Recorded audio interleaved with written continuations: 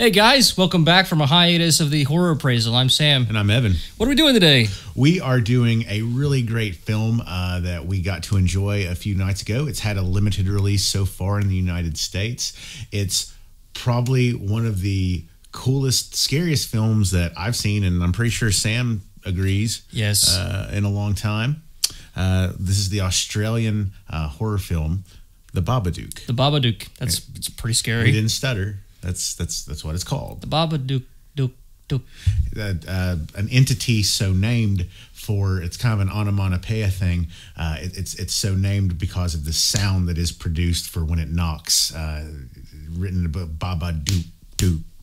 Yeah. Which is kind of a cool thing. You know, it's when you first told me we were going to watch this film, I was like, what are we going to watch? And you're like, it's called The Babadook. I'm like, say it again. The reason Babadook. The reason I wanted to watch this film was because William Friedkin, the Exorcist creator there, he sold this movie as the scariest movie of all time.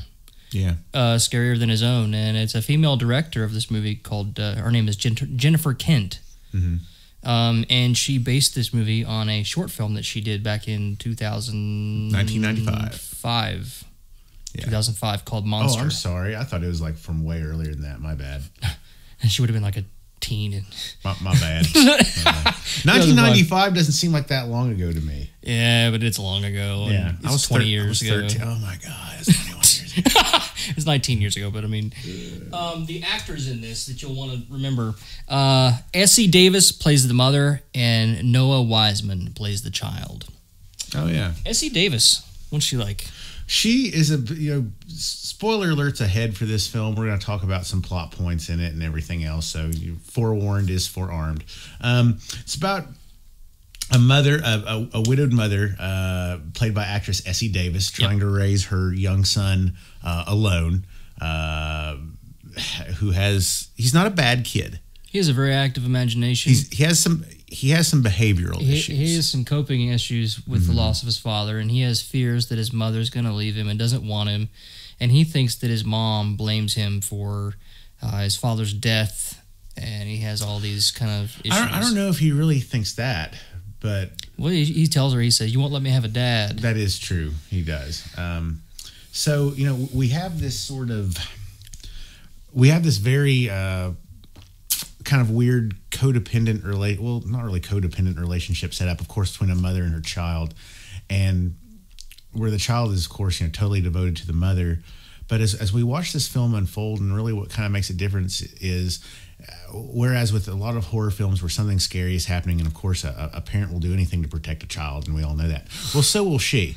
But the thing is, it's the other way too. Oftentimes, and he'll also do anything to protect her. But oftentimes, real life can be a little bit more not as two-dimensional as that. There are, when you have a family and you love human beings, not everything is all smiles and sunshine. Sometimes you harbor feelings of resentment against family members, right? Even for things that may not be their fault. You may not even realize it, though, too. I mean, yeah, you could just be living with this anxiety inside, and you don't really know where it comes from until you think about it. Yeah, but like I said, Essie Davis really portrays this character well of the mother in the film. She's a very nervous person. You can tell she's trying to do the best she can with what she has, and she really does communicate that with you. Like, I feel that, like, the whole time I'm feeling sympathy for her. She was an illustrator of children's books, correct? Yeah, I think so. She's writing she wants to write a children's book. It's ironic then that this child is having these problems, and he's having serious adjustment issues, and she always reads him a bedtime story. And he brings this book to her. Yeah, he finds this book on the shelf. And she asks him where he got it, and it just appeared on the shelf. Now, why do you think that just appeared on the shelf? Do you think that her angst and anxiety, do you think that she made this book? Well, that's the thing, It might be kind of a spoiler. It is a spoiler, but that's okay, we warned them. See, here's the thing. She harbors these feelings of resentment towards her son because it's the day she lost her husband. He was rushing her to the hospital, and he died in a car wreck. And then her son was born. And she was just left with this void, and then nothing but this child. which is still kind of weird that people would feel that way, because you think that mostly her maternal instinct did kick in, but like I said, life is usually a little bit not as two-dimensional, so it's a little bit more complicated than that. But well, they read this book about the Babadook. They read this book. Scary shit. She opens this book to read him, and it talks about this entity coming in that will knock, and it's a scary motherfucker. It is, and I can't remember everything that the book says, but it's a very scary thing, and they actually stopped reading it, because the whole thing about the Babadook is once you are alerted to its presence, like trying to ignore it makes it stronger. Focusing your energy on it gives it energy, and it's like the more you fear it, the more it gets. Kind of like Freddy Krueger over the years, and I think Wes Craven tweeted about this. He really appreciated that attitude towards Freddy. And this film is being compared actually kind of to Freddy Krueger in a way, in a lot of respects. And I will say this character, he's got the sharp fingers, he's got a top hat, but he hides in darkness. And flip the button right here on that. There you go. It's all good. The Freddy is more prone to attack you when you're aware of him. It seems like as soon as he's mentioned, he starts appearing in your dreams. Well, it's kind of like the Babadook. And I feel like, is Babadook a demon, or is it a poltergeist manifestation of her anxiety? Is the Babadook real, or is this all does her negative energy kind of create that thing? See, it could be all her. The whole point, I think, of the film, for you to come away from is this really, the whole film's kind of an allegory for, what's that word when women have a postpartum depression. Is that what it is? Okay. Yes. Sorry. But is it using like you could make an argument for this film that the Babadook, the real thing, this evil thing, doesn't exist at all, that this isn't really a horror movie, it's more of a psychological thing, I think. Now, I don't necessarily subscribe to that. I remember theory. seeing a Twitter post saying that Jennifer Kent stated that this movie is a direct comparison to the evil in life. Yeah. The evil of life stress. Yeah, exactly. And most of us that have had bad things happen in our life would argue that life is a demon in itself, that it has the power to impact us in a way that we are debilitated. This is becoming a very metaphysical conversation about this movie. This movie provokes a lot of thought. It does, because if you're scary. This movie really will appeal to people who just like horror films, but for just for a scare or whatever, because it actually is a genuinely scary movie. But it also goosebumps thinking about it. It appeals to you on so many more cerebral levels. Gosh, I don't want to sound like such a dork anymore. I just loved this movie. It was scary, and we rented it online. We kind of just came up with it and saw it. And you need to check it out. You need to find this movie because, check this out. It was budgeted at $2 million was the funding fee or the funding for it. It received like made $1 million in France. It's made like 600,000 in Australia. That's a lot of crêpes Suzettes. There's been a lot of other places that have been receptive, and it was they talked about how it was in limited theaters here in America. Yeah, 3 theaters. And since October, in those 3 theaters, it's made like $160,000. That's a lot of money for 3 theaters for a movie that hasn't been promoted. Absolutely. And I urge you as horror fans to get on Twitter. Go check it out. Demand a campaign to get this movie released. It worked for Paranormal Activity. This movie blows the balls off of Paranormal Activity. That's a bold statement. I do enjoy this film. This movie has staying power. I do. The thing is, like, movies like The Babadook, everyone's always looking for a new angle now with new horror movies, and The Babadook is a new angle. It kind of is a new angle, but it's still setting a story pretty well, and it doesn't have a catch like something like Paranormal Activity does, where it's not a gimmick. It's not gimmicky, man. That's exactly what I'm trying to say. This movie creates lore in a way. It creates a legend. Have you ever heard of The Babadook? Yeah, me neither, but you'll never forget after this. The Babadook exists now. Yeah, in your mind, it does. See, that's the thing. It creates... Like Freddy Krueger never existed. Once those lines on your brain or fissures. Written, whatever. Fissures. Once they're there, man, they're there, barring old age or injury, I guess. But one thing I do want to say about this film, too, is I think Sam put it really well. It's kind of an allegory for, all of life's stresses and everything like that, the internalizing the evilness and negative energy surrounding that.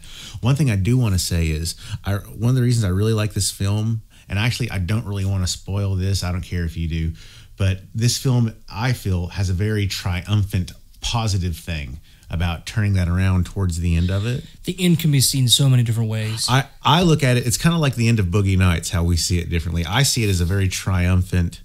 It's a triumph in a lot of ways, but it's regardless of how you see it, it's a victory. Mm-hmm. But you will see what we mean. You have kind of like, is it this or is it this? When you see the ending of this film, it should end like Flash Gordon did with the question mark at the end. Yeah, where Ming laughs and someone picks up the ring. Yeah, that's how it should end. And then it ends with some Queen blasting. Yep. The Babadook.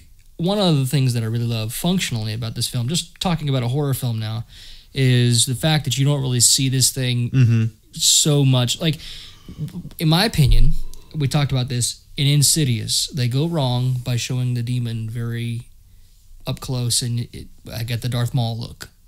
They showed too. I'll agree that they showed too much. If to reveal all at once is just. If Insidious had been filmed like this, with the mystery kind of, and you don't really ever get to see this thing, because there were times where we're like, what am I seeing? And it starts really getting in your mind, and your creative thought process starts creating things that you're seeing. It's like in real life when you're a kid and you're seeing things in the dark. Is that moving? Is it not? Is that a shadow? What is that shadow over there? You start picking apart the movie when it shows just a still of the darkness. You're like, what am I looking at? And you start looking for things and getting frightened. And this movie accomplishes that so well. And you talk about how you love simple things. This movie is simple. I do have simple joys. And it's very creative with the score. It's the sound and stuff is creepy as fuck in this. Like the sound, the speech process from the Babadook himself. Mm-hmm. The Babadook. It's a look very inspired. Bring me the boy. Bring me the boy. What I really liked about the very few times you see the entity, the Babadook, it's obviously very heavily inspired by, kind of classic and modern horror films, such as Murnau's Nosferatu, which you think would be so overdone, and also Nightmare on Elm Street. Not been utilized enough. And you realize it's not really overdone. It's just never used really well until this movie.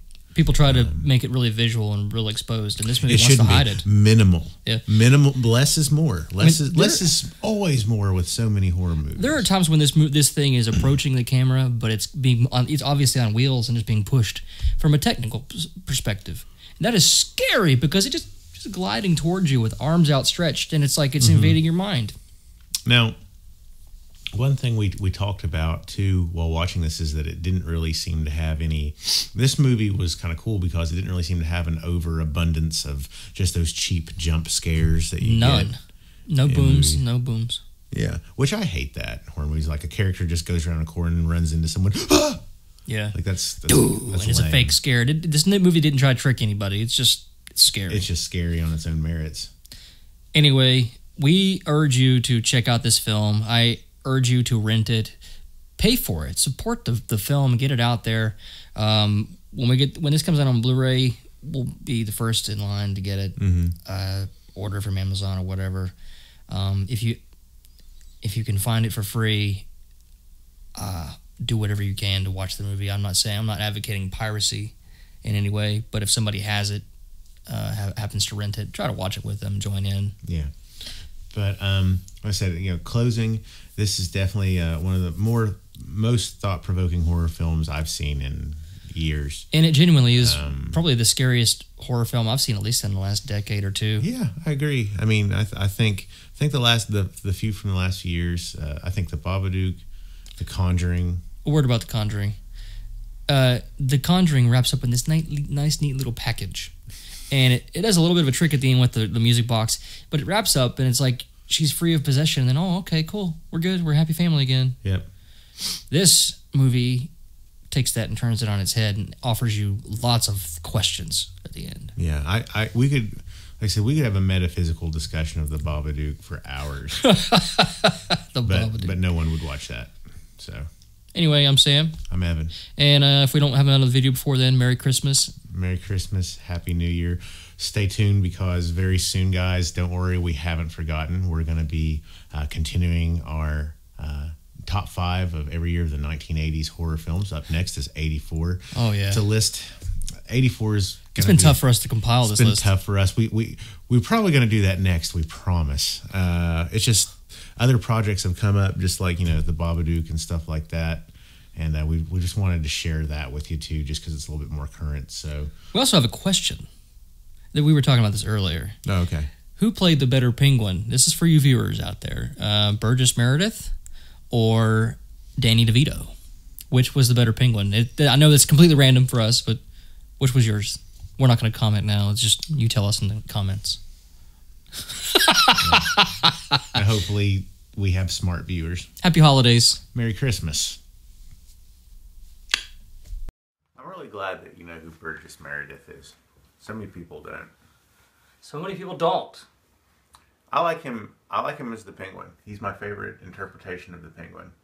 You're full of shit. How? How's he not Danny perfect? DeVito is way better as the penguin. Are you fucking kidding me? No, I'm not. Danny DeVito is Get the fuck out of here. It's not a thing about... That's a makeup role. And it's not that Danny DeVito didn't do a